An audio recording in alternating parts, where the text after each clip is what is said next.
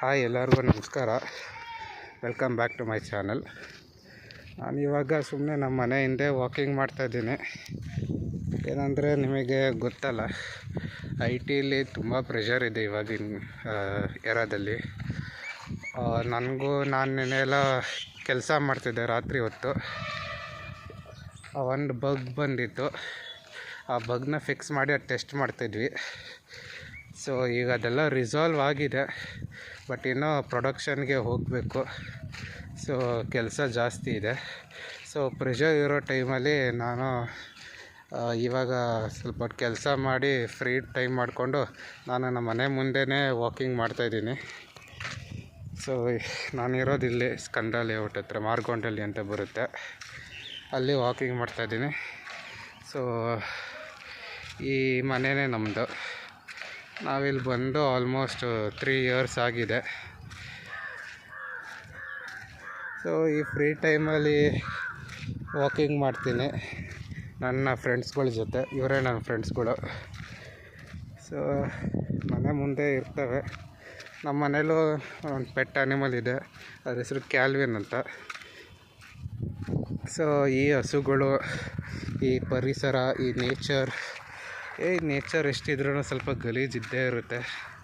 So ಎಷ್ಟಾಗುತ್ತೋ ಅಷ್ಟು nature ಜೊತೆ ಫ್ರೆಂಡ್ಶಿಪ್ ಮಾಡಿಕೊಂಡು ತಂಪಾದ ಗಾಳಿ, ಬೆಂಗಳೂರು ಗಾಳಿ ಕುಡ್ಕೊಂಡು ಸ್ವಲ್ಪ ಮೈಂಡ್ ಫ್ರೆಶ್ ಮಾಡ್ಕೊಳ್ಳೋ ಅಂತ ವಾಕಿಂಗ್ ಮಾಡ್ತಾಯಿದ್ದೀನಿ. ಸೊ ಈ ವಾಕಿಂಗ್ ಮಾಡೋ ಟೈಮಲ್ಲಿ ಏನಂದರೆ, ಮನುಷ್ಯನಿಗೆ ತುಂಬ ಸ್ಟ್ರೆಸ್ ಇರುತ್ತೆ. ನಾನು ದಾಡಿ ಬಿಟ್ಕೊಂಡಿದ್ದು ಸ್ಟೈಲ್ಗೋಸ್ಕರ. ನಾನು ಸ್ಟ್ರೆಸ್ಸಿಂದ ಇವೆಲ್ಲ ಬಿಟ್ಟಿಲ್ಲ. ಹೋಗ್ತೀನಿ, ಕಟ್ಟಿಂಗ್ ಮಾಡಿಸ್ಕೋತೀನಿ ನಾನು.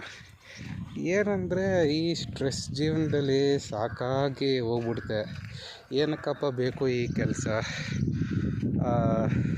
ಆರಾಮಾಗಿ ಏನೋ ಒಂದು ಬಿಸ್ನೆಸ್ ಮಾಡೋಣ. ಆ ಬಿಸ್ನೆಸ್ ಮಾಡಿದ್ರೂ ಅಲ್ಲೂ ಒಂದು ಸ್ಟ್ರೆಸ್ ಇರುತ್ತೆ. ಸೊ ಎಲ್ಲಿ ಹೋದ್ರೂ ಮನುಷ್ಯನಿಗೆ ಸ್ಟ್ರೆಸ್ ಅನ್ನೋದು ಒಂಥರ ಬೈ 1 get 1 ಫ್ರೀ ಥರ. ಸೊ ನಾನು ಆ್ಯಸ್ ಎ 26-year-old ಬಾಯ್ ನಾನು ಸ್ಟ್ರೆಸ್ನ ಫೇಸ್ ಮಾಡ್ತಾಯಿದ್ದೀನಿ. ಅದು ಒಂದು ಚಾಲೆಂಜ್ ಅಷ್ಟೇ ಲೈಫಲ್ಲಿ. ಅದು ಪಾರ್ಟ್ ಆಫ್ ಲೈಫಲ್ಲ, ಅದು ಒಂದು ಚಾಲೆಂಜು. ಎಲ್ಲರಿಗೂ ಸ್ಟ್ರೆಸ್ ಇರುತ್ತೆ.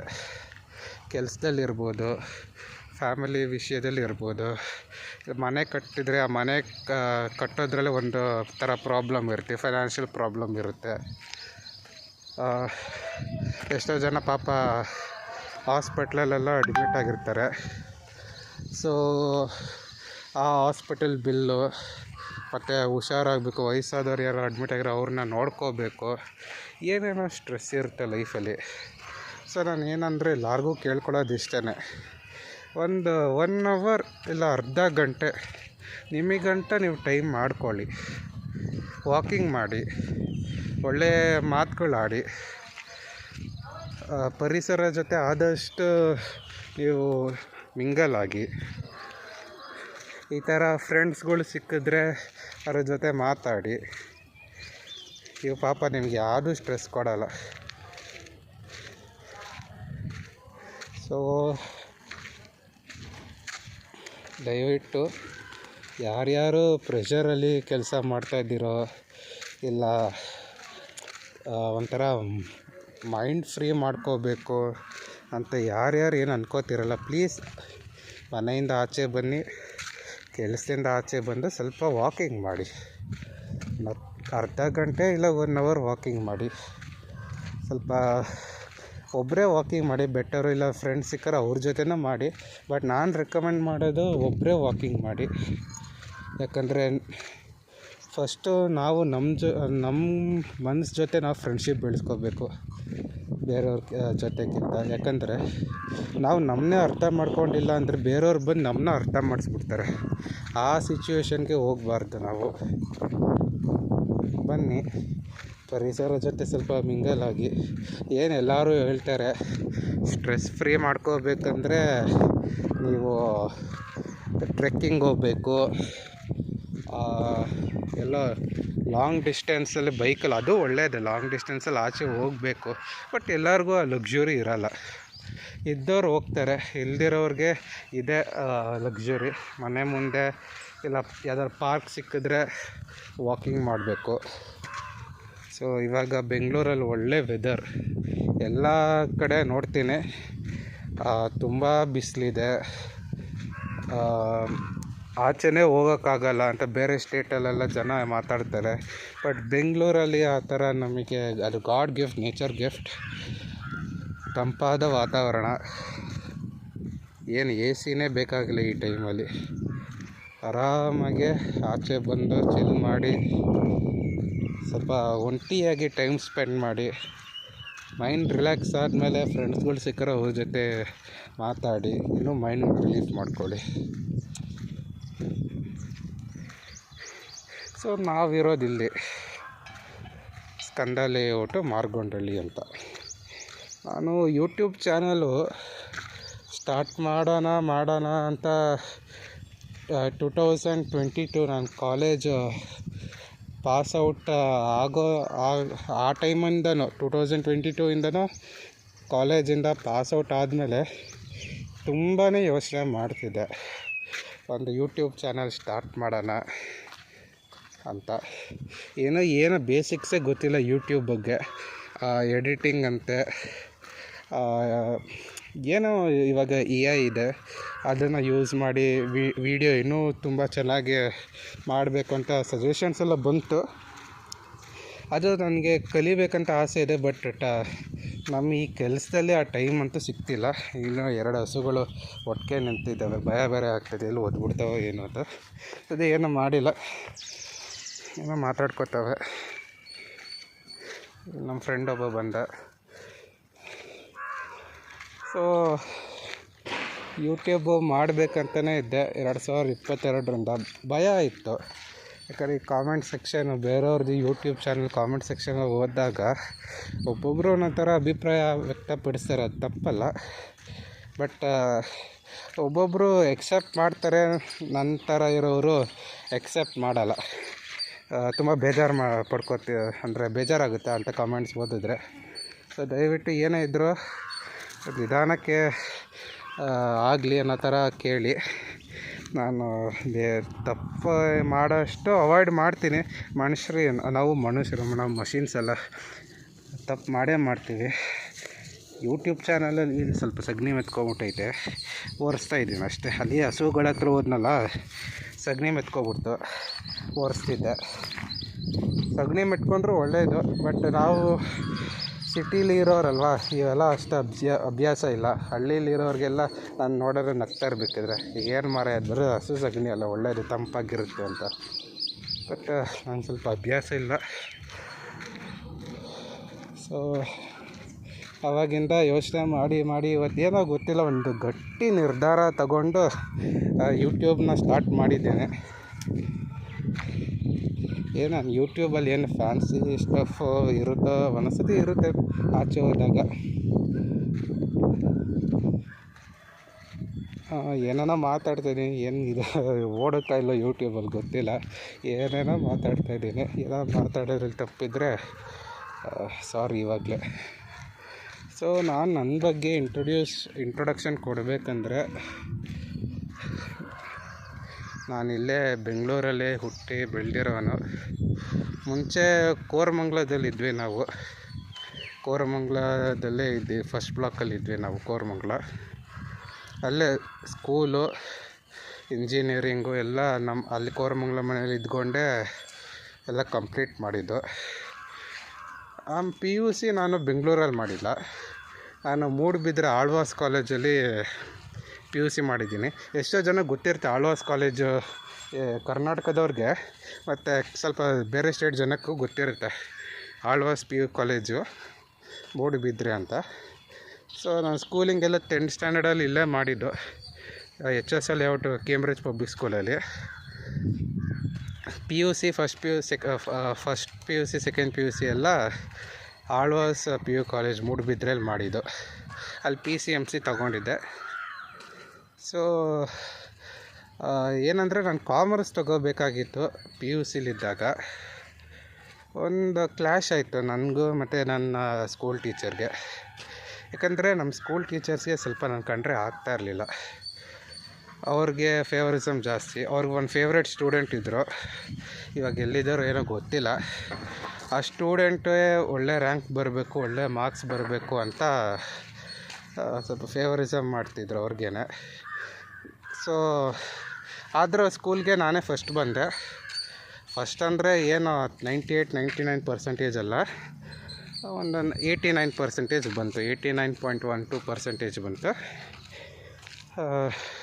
ಅದು ಸ್ಕೂಲ್ಗೆ, ನಮ್ಮ ಕ್ಲಾಸ್ಗೆ ನಾನೇ ಫಸ್ಟು. ಸ್ಟೇಟ್ಗೆ ಗೊತ್ತಿಲ್ಲ ಎಷ್ಟನೇ 1000 ರ್ಯಾಂಕಲ್ಲಿ ಇರ್ತೀನಿ. ನಮ್ಮ ಟೀಚರ್ಸ್ಗೆ ಅದು ಇನ್ನೂ ಆಗಲಿಲ್ಲ, ಏನಪ್ಪ ಈ ಹುಡುಗ ಅಷ್ಟೆಲ್ಲ ಗಲಾಟೆ ಮಾಡಿದ್ರೂ ಒಳ್ಳೆ ಮಾರ್ಕ್ಸ್ ತೊಗೊಬಿಟ್ನಲ್ಲ ಅಂತ. ನಾನು ಸ್ಕೂಲ್ ಗ್ರ್ಯಾಜುಯೇಷನ್ ಟೈಮಲ್ಲಿ ಹೇಳಿದೆ, ನಾನು CA ಆಗಬೇಕು, ಚಾರ್ಟರ್ಡ್ ಅಕೌಂಟರ್ ಆಗಬೇಕು. ಅದು ನನ್ನ ದೊಡ್ಡ ಆ್ಯಂಬಿಷನ್ ಆಗಿತ್ತು. ಅಂದರೆ ಅದ್ರ ಬಗ್ಗೆನೇ A to Z ಗೊತ್ತಿರಲಿಲ್ಲ. ಇವ್ರು ಮಾತಾಡ್ಕೋತಾರಲ್ಲ, ಅದರಿಂದ ಮೋಟಿವೇಶನ್ ಆಗಿ ಈ ಥರ ಚಾರ್ಟರ್ಡ್ ಅಕೌಂಟರ್ ಆಗಬೇಕು ಅಂತ ಅಂದ್ಕೊಂಡು ನಾನು ನನ್ನ ಆ್ಯಂಬಿಷನ್ಸ್ ಹೇಳ್ಕೊಂಡಿದ್ದೆ. ಸೊ ನಾನು ಸ್ಕೂಲಿಂದ ಆಚೆ ಬರ್ಬೇಕಾದ್ರೆ ನನ್ನ ಜೂನಿಯರ್ ಒಬ್ಬ ಇದ್ದ. ಅವನು ನಮ್ಮ ಟೀಚರ್ಸ್ ನನ್ನ ಬಗ್ಗೆ ಕೆಟ್ಟದಾಗೆ, ಅಂದರೆ ನೆಗೆಟಿವ್ ಆಗಿ ಮಾತಾಡ್ತಿದ್ರು. ನಿಮ್ಮ ಸೀನಿಯರ್ ಹಂಗಿದ್ದ ಹಿಂಗಿದ್ದ ಅಂತ ಇಲ್ದಿರೋದೆಲ್ಲ ಹೇಳೋಕ್ಕೆ ಸ್ಟಾರ್ಟ್ ಮಾಡಿದ್ರು ನನ್ನ ಬಗ್ಗೆ. ಸೊ ಅದು ನನಗೆ ಇಷ್ಟ ಆಗಿಲ್ಲ. ಅಂದರೆ ಇದಾಗಿದೆ 2016 ನಾನು ಪಾಸೌಟು, ಆವಾಗ ಆಗಿದ್ದು ಇನ್ಸಿಡೆಂಟ್ ಇದು.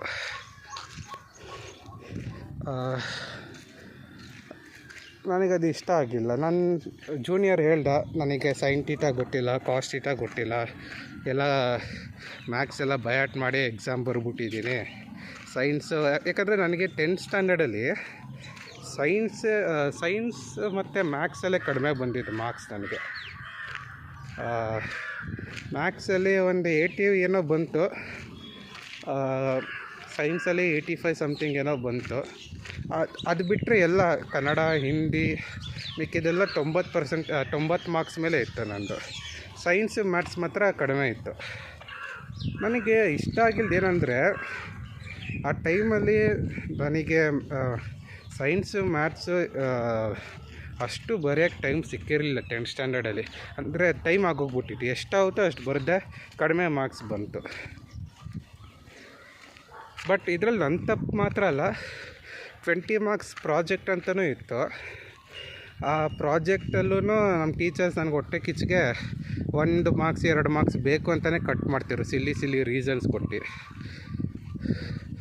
ಸೊ ಇಷ್ಟೆಲ್ಲ ಮಾಡಿದ್ರು ಆ ಹುಡ್ಗಂಗೆ ಅಷ್ಟು ಮಾರ್ಕ್ಸ್ ಬಂದ್ಬಿಡ್ತಲ್ಲ, ಅಷ್ಟು ಪರ್ಸೆಂಟೇಜ್ ಬಂದ್ಬಿಡ್ತಲ್ಲ ಅಂದ್ಬಿಟ್ಟು ಬೇರೆ ಯಾವುದೂ ರೀತಿಲಿ ಪನಿಷ್ ಮಾಡೋಕ್ಕಾಗಲ್ಲ ಅಂದ್ಬಿಟ್ಟು ನೆಗೆಟಿವ್ ನನ್ನ ಬಗ್ಗೆ ಫಾಲ್ಸ್ ನ್ಯೂಸ್ ಎಲ್ಲ ಸ್ಪ್ರೆಡ್ ಮಾಡೋಕ್ಕೆ ಸ್ಟಾರ್ಟ್ ಮಾಡಿದ್ರು ನನ್ನ ಓನ್ ಟೀಚರ್ಸ್. ಸೊ ಅದು ನನ್ನ ಜೂನಿಯರ್ ನನಗೆ ಹೇಳ್ದ. ಆವಾಗ ನನಗೆ ಅನಿಸಿದ್ದು ಏನಂದರೆ, ಇವರು ನನಗೆ ಮ್ಯಾಥ್ಸ್ ಬರೋಲ್ಲ, ಸೈನ್ಸ್ ಬರೋಲ್ಲ ಅಂದ್ಬಿಟ್ಟು. ನನಗೆ ಇಷ್ಟ, ಸೈನ್ಸ್ ಇಷ್ಟ, ಬಟ್ ನನ್ನ ಆ್ಯಂಬಿಷನ್ಸ್ ಒಬ್ಬ ಚಾರ್ಟರ್ಡ್ ಅಕೌಂಟರ್ ಆಗೋದೆ. ಸೊ ಈ ಕೋಪದಲ್ಲಿ ಏನು ಮಾಡಿಬಿಟ್ಟೆ, ನಾನು 10th ಎಕ್ಸಾಮ್ ಬರೆಯೋಕ್ಕಿಂತ ಮುಂಚೆನೇ ಆಳ್ವಾಸ್ಗೆ ಒಂದು ಸತಿ ಹೋಗಿ ಅಡ್ಮಿಷನ್ ಮಾಡಿಸಿದ್ವಿ. CBAದಲ್ಲಿ ಅಡ್ಮಿಷನ್ ಮಾಡಿ ಕಾಮರ್ಸ್ಗೆ ಹೋಗೋಣ ಅಂತ. ಬಟ್ ನನ್ನ ಜೂನಿಯರ್ ಹಿಂಗೆ ಹೇಳಿದ ನಂತರ ಈಗೋ ಹರ್ಟ್ ಆಯಿತು, ತುಂಬ ಬೇಜಾರಾಯಿತು. ಯಾಕಂದರೆ ನಾನು ನಮ್ಮ ಟೀಚರ್ಸ್ಗೆ ಯಾವತ್ತೂ ಕೆಟ್ಟದ್ದು ಮಾಡಿಲ್ಲ. ಅಂದರೆ ಫುಟ್ಬಾಲ್ ಅಂದರೆ ಇಷ್ಟ, ಆಡೋಕ್ಕೆ ಹೋಗ್ತಿದ್ದೆ ಹುಡುಗರ ಜೊತೆ. ಆವಾಗವಾಗ ಕ್ಲಾಸ್ ಬಂಕ್ ಮಾಡ್ತಿದ್ದೆ, ಯಾವಾಗಲೂ ಅಲ್ಲ. ಅದು ನಮ್ಮ ಟೀಚರ್ಸ್ಗೆ ಇಷ್ಟ ಆಗ್ತಾ ಇರಲಿಲ್ಲ. ಸೊ ಈ ಥರ ನೆಗೆಟಿವ್ ಸ್ಪ್ರೆಡ್ ಮಾಡ್ತಿದ್ರು, ಅದು ಏನಕ್ಕಂತ ಈಗಲೂ ಗೊತ್ತಿಲ್ಲ. ಸೊ ನಾನು ಅಲ್ಲೇ ಡಿಸೈಡ್ ಮಾಡಿದೆ, ನಾನು ಕಾಮರ್ಸ್ ತೊಗೊಳ್ಳೋ, ನಾನು ಸೈನ್ಸ್ ತೊಗೋತೀನಿ ಅಂತ PCMC ತೊಗೊಂಡೆ. CBA ಅಂದರೆ ಕಂಪ್ಯೂಟರ್ ಸೈನ್ಸ್ ಬೇಕಿತ್ತು, CBA ತೊಗೊಂಡೆ. ಏನಕ್ಕೆ ನಾನು ಪರ್ಟಿಕ್ಯುಲರ್ಲಿ ಕಂಪ್ಯೂಟರ್ ಸೈನ್ಸ್ ತೊಗೊಂಡೆ ಅಂದರೆ, ನಾನು 8th ಸ್ಟ್ಯಾಂಡರ್ಡಲ್ಲಿ ಇದ್ದಾಗ ಕಂಪ್ಯೂಟರ್ ಸೈನ್ಸು ಒಂದು ಸಬ್ಜೆಕ್ಟ್ ಫೇಲ್ ಆಗಿಬಿಟ್ಟಿದ್ದೆ ನಾನು 8th ಸ್ಟ್ಯಾಂಡರ್ಡ್ ICSE ಬೋರ್ಡಲ್ಲಿ. ಅದು ಏನು ಮಾಡೋಕ್ಕಾಗಲ್ಲ, ನಮ್ಮ ಟೀಚರ್ಸು ನೆಗ್ಲೆಕ್ಟ್. ಅಂದರೆ ಬೇರೆ ಹುಡುಗರು ಏನಂದರೆ ನಮಗೆ ಹೇಳ್ತಾರೆ, ಅವರೆಲ್ಲ ಟ್ಯೂಷನ್ಗೆ ಹೋಗಿ ಕಲಿತಿದ್ರು. ಆ ಟೈಮಲ್ಲಿ 2013-14 ಅವರು ಮನೇಲಿ ಮೊಬೈಲು ಇತ್ತು, ಲ್ಯಾಪ್ಟಾಪ್ ಇತ್ತು, ಇಂಟರ್ನೆಟ್ ಇತ್ತು, ಯೂಟ್ಯೂಬಲ್ಲೆಲ್ಲ ಕಲಿತಿದ್ರು. ನಮ್ಮ ಮನೇಲಿ ಅದು ಇರಲಿಲ್ಲ. ಮೊಬೈಲ್ ಇದ್ರೂ ಅವಾಗೆಲ್ಲ ಅದು ಗೊತ್ತಲ್ಲ, GB ಡೇಟಾ ಲಕ್ಸುರಿ ಇತ್ತು 2013-14 ಇವಾಗ ತುಂಬ ಈಸಿ ಇದೆ. ನಮ್ಮ ಪೇರೆಂಟ್ಸು ಮೊಬೈಲ್ ಕೊಡ್ತಾ ಇರಲಿಲ್ಲ, ಎಲ್ಲಿ ಹಾಳಾಗ್ತೀವಿ ಅಂತ. ಸೊ ನಾವು ಬರೀ ಬುಕ್ಸೇ ನಂಬ್ಕೊಂಡಿದ್ವಿ. ನಮಗೆ ಅದು ಓದೋ ಮೆಥಡು ಗೊತ್ತಿರಲಿಲ್ಲ. ICSE ಎಕ್ಸಾಮ್ಸ್ನೆಲ್ಲ ಕಂಪ್ಯೂಟರ್ ಸೈನ್ಸ್ ಫೇಲ್ ಆದಮೇಲೆ ICSE ಬೋರ್ಡಿಂದ ಸ್ಟೇಟ್ ಬೋರ್ಡ್ಗೆ ಹೋದೆ. ಫೇಲ್ ಆದ್ನಲ್ಲ ಅಂತ ಒಂದು ಈಗೋ ಇತ್ತು. ಅದಕ್ಕೆ ಕಂಪ್ಯೂಟರ್ ಸೈನ್ಸಲ್ಲೇ ಮಾಡ್ತೀನಿ ಅಂದ್ಬಿಟ್ಟು, 10th ಕಂಪ್ಯೂಟರ್ ಸೈನ್ಸ್ ಇಲ್ಲ ಬಿಡಿ, ಅದರಲ್ಲೇ ಏನೋ ಮಾಡ್ಬೇಕಂದ್ಬಿಟ್ಟು ನಾನು ಕಂಪ್ಯೂಟರ್ ಸೈನ್ಸೇ ಚೂಸ್ ಮಾಡಿದೆ, ಕಾಮರ್ಸಲ್ಲಾಗಲಿ ಸೈನ್ಸಲ್ಲಾಗಲಿ. ಸೊ CEBA ಅಂದರೆ ಕಂಪ್ಯೂಟರ್ಸ್ ಎಕನಾಮಿಕ್ ಬಿಸ್ನೆಸ್ ಅಂತ ಏನೋ ಇರುತ್ತಲ್ಲ.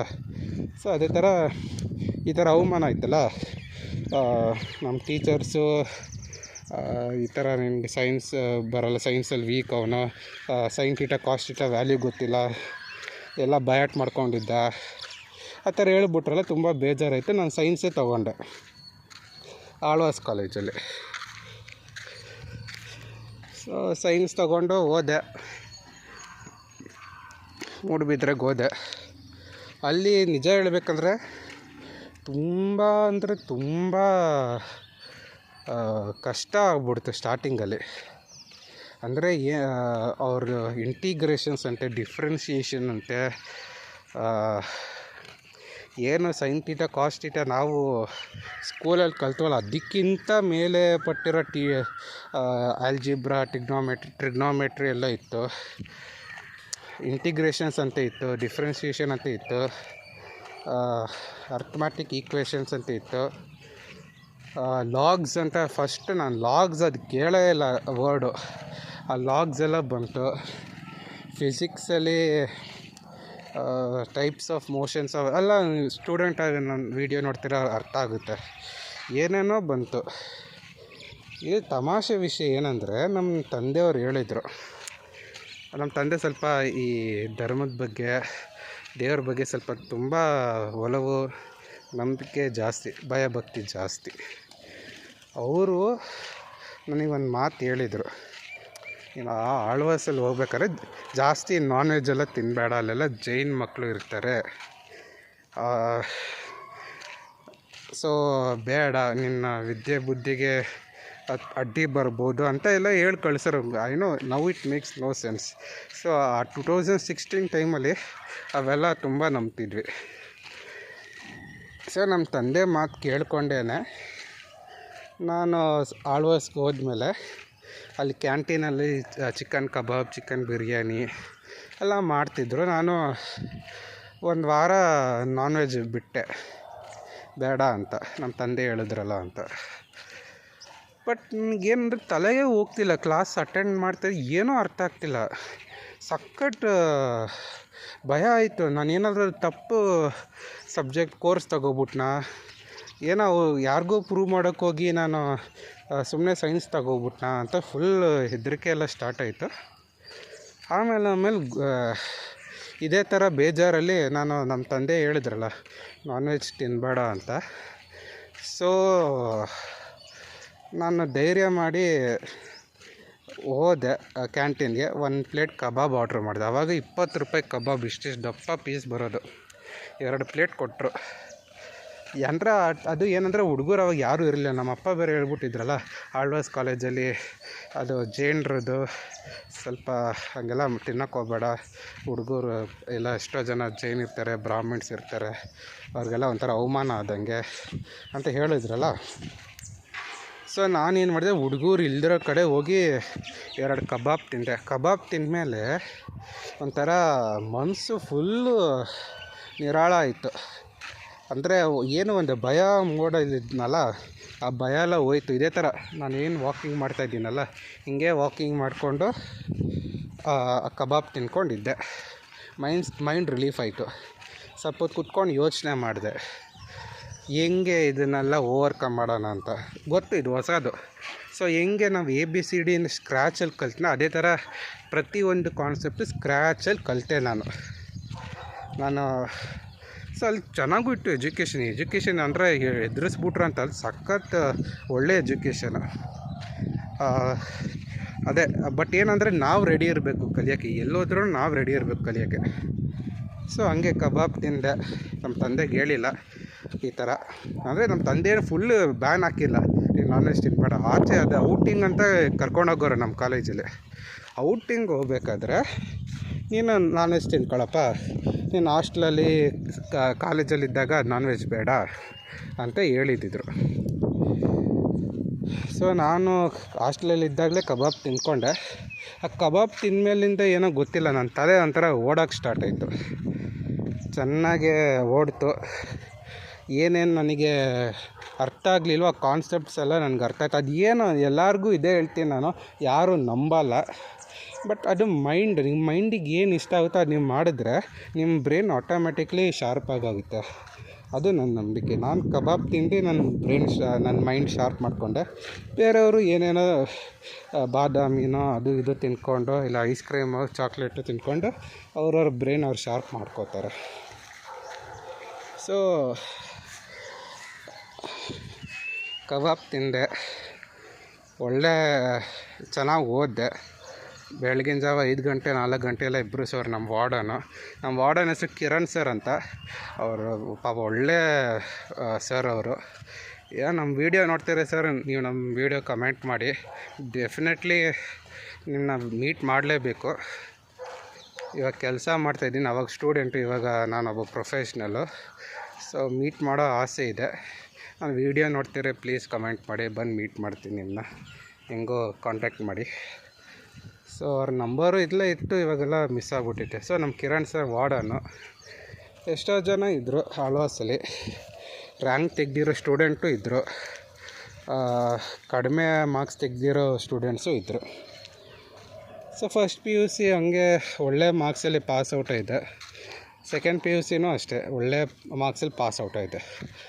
ತಮಾಷೆ ವಿಷಯ ಏನಂದರೆ, ಏನು ನಾನು ಸ್ಕೂಲಲ್ಲಿ ಸೈನ್ಸಲ್ಲಿ ಮತ್ತು ಮ್ಯಾಥ್ಸಲ್ಲಿ ತುಂಬ ಕಡಿಮೆ ಮಾರ್ಕ್ಸ್ ತೊಗೊಂಡಿದ್ದೆ ನಾನು. ತುಂಬ ಅಂದರೆ ಲೈಕ್ 80 ಮಾರ್ಕ್ಸ್ ತೊಗೊಂಡೆ. ಮಿಕ್ಕಿದೆಲ್ಲ ಸಬ್ಜೆಕ್ಟು ಸ್ಕೂಲು 10th ಸ್ಟ್ಯಾಂಡರ್ಡಲ್ಲಿದ್ದಾಗ ಎಲ್ಲ 90+. ಬರೀ ಸೈನ್ಸು ಮ್ಯಾಥ್ಸಲ್ಲಿ ಮಾತ್ರ ಕಡಿಮೆ. ಬಟ್ ನನ್ನ ಸೆಕೆಂಡ್ PUC ರಿಸಲ್ಟಲ್ಲಿ ನನಗೆ ಮ್ಯಾಥ್ಸಲ್ಲಿ 100ಗೆ 99 ಬಂತು, ಮತ್ತು ಫಿಸಿಕ್ಸಲ್ಲಿ 91 ಬಂತು. ಕೆಮಿಸ್ಟ್ರಿ ಮಾತ್ರ ಕಡಿಮೆ ಬಂತು, 82. ಮ್ಯಾಥ್ಸಲ್ಲಿ 99. ಸೊ ಕಂಪ್ಯೂಟರ್ ಸೈನ್ಸಲ್ಲಿ 89. ಒಳ್ಳೆ ಮಾರ್ಕ್ಸಲ್ಲಿ ಪಾಸ್ಔಟ್ ಆದೆ. 99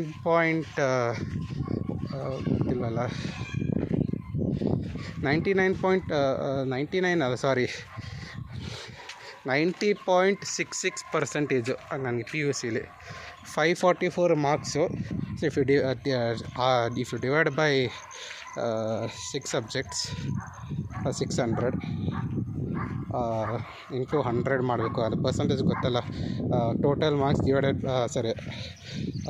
some of all subject marks divided by total marks into 100. So ಅದೇನು ಬೇಡ, 544 ಡಿವೈಡೆಡ್ ಬೈ 6 ಮಾಡಿದ್ರೆ 90.66% ಬರುತ್ತೆ. ನಮ್ಮ ಫ್ಯಾಮಿಲೀಲಿ ನಾನು ಒಬ್ಬನೇ 90% ಸ್ಕೋರ್ ಮಾಡಿದ್ದು. ಅದೇ 10ಥಲ್ಲೂ ಅಷ್ಟೇ ನಾನು ಒಬ್ಬನೇ 89% ಸ್ಕೋರ್ ಮಾಡಿದ್ದು. CET ನನಗೆ 20,000 ರ್ಯಾಂಕ್ ಬಂತು.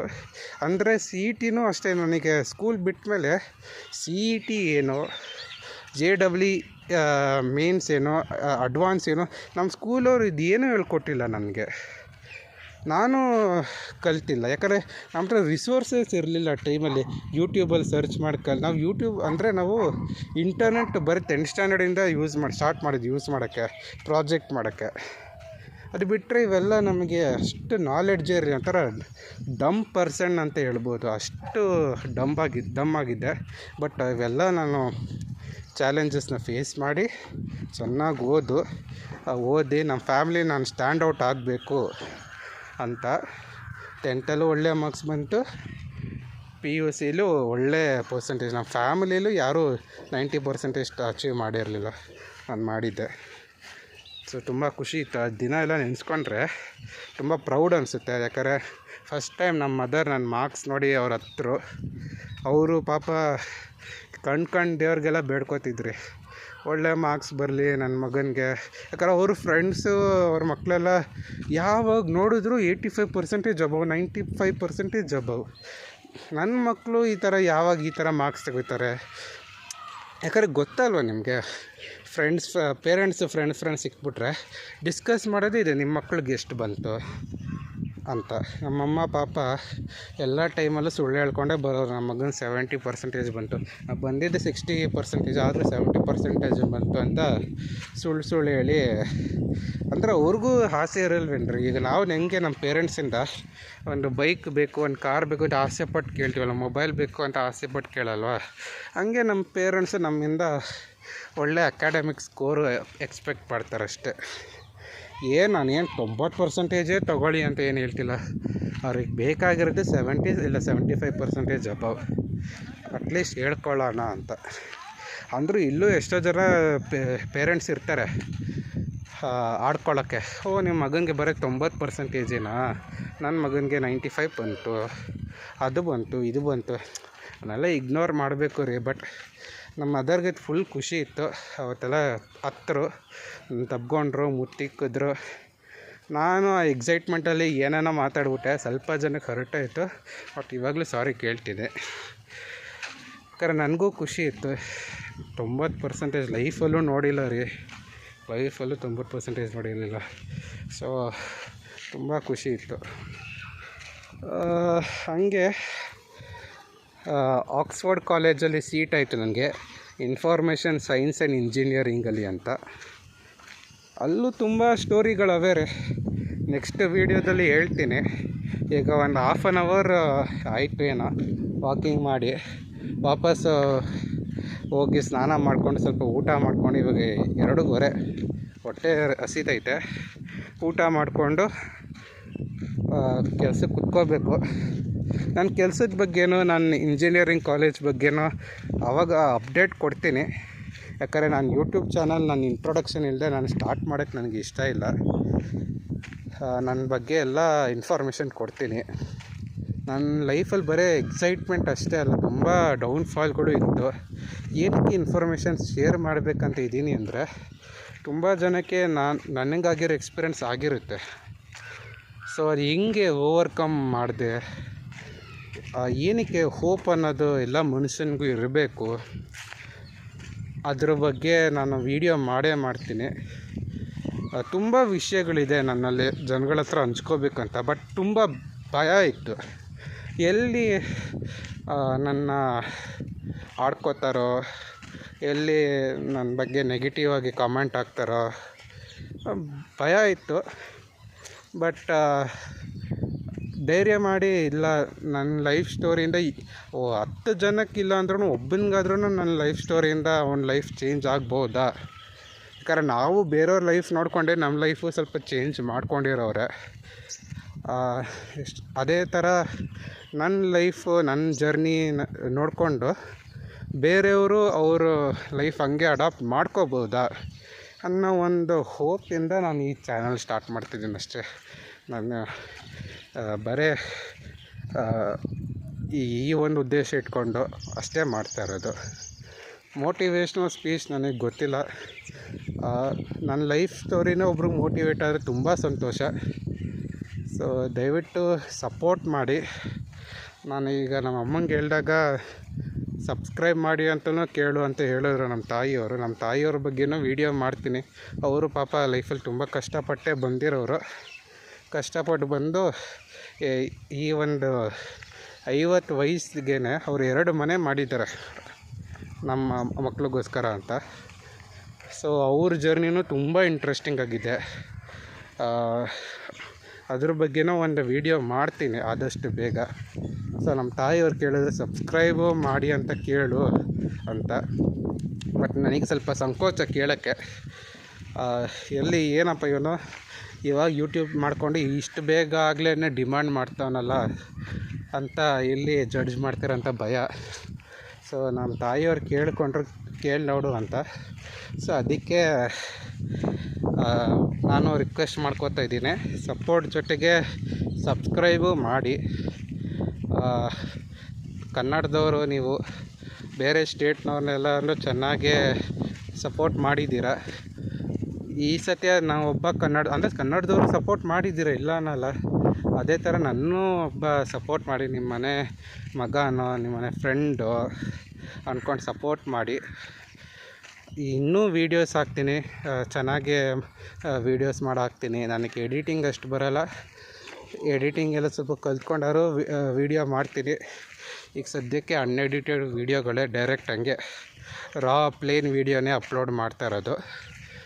ಬಟ್ ಈ ಎಡಿಟಿಂಗ್ಗಿಂತ ನಾವು ಏನು ಮಾತಾಡ್ತೀವಿ, ನಾವು ಜನಕ್ಕೆ ಏನು ತಲುಪಿಸ್ತೀವಿ, ಅದು ಇಂಪಾರ್ಟೆಂಟ್ ಅನ್ನೋದು ನಾನು ತುಂಬ ನಂಬ್ತೀನಿ. ಸೊ ದಯವಿಟ್ಟು ಸಪೋರ್ಟ್ ಮಾಡಿ. ನಿಮ್ಗೆ ಏನೇ ಕ್ವಶನ್ಸ್ ಇದ್ರೂ ಹಾಕಿ, ನಾನು ಆದಷ್ಟು ನಾನು ರಿಪ್ಲೈ ಮಾಡ್ತೀನಿ. ಸೊ ಪ್ಲೀಸ್ ಸಪೋರ್ಟ್ ಮಾಡಿ, ಸಬ್ಸ್ಕ್ರೈಬ್ ಮಾಡಿ. Thank you so much. ಇನ್ನೂ ಏನು ಹೇಳಬೇಕು ಗೊತ್ತಿಲ್ಲ, ಫಸ್ಟ್ ಟೈಮ್ ಯೂಟ್ಯೂಬ್ ಬೇರೆ ಮಾಡ್ತಿರೋದು. ಸೊ ಹೋಗ್ತಾ ಅಭ್ಯಾಸ ಆಗುತ್ತೆ ಅಂತ ಅಂದ್ಕೋತೀನಿ. ಇದು ನನ್ನ 10th ಸ್ಟ್ಯಾಂಡರ್ಡು ನನ್ನ ಸ್ಕೂಲ್ ಲೈಫ್ ಸ್ಟೋರಿ. ಆಳ್ವಾಸ್ ಬಗ್ಗೆ ಇನ್ನೂ ಸ್ಟೋರಿಗಳಿವೆ, ತುಂಬ ಸ್ಟೋರಿಗಳಿದೆ ಆಳ್ವಾಸ್ ಬಗ್ಗೆ. ಅದ್ರ ಬಗ್ಗೆ ಇನ್ನೊಂದು ದಿನ ಮಾತಾಡ್ತೀನಿ. ಇವಾಗ ಟೈಮ್ ಆಯಿತು, ನಾನು ಅದಕ್ಕೆ ವೀಡಿಯೋ ಆಫ್ ಮಾಡ್ತೀನಿ. Thank you so much guys. Thank you so much. Bye.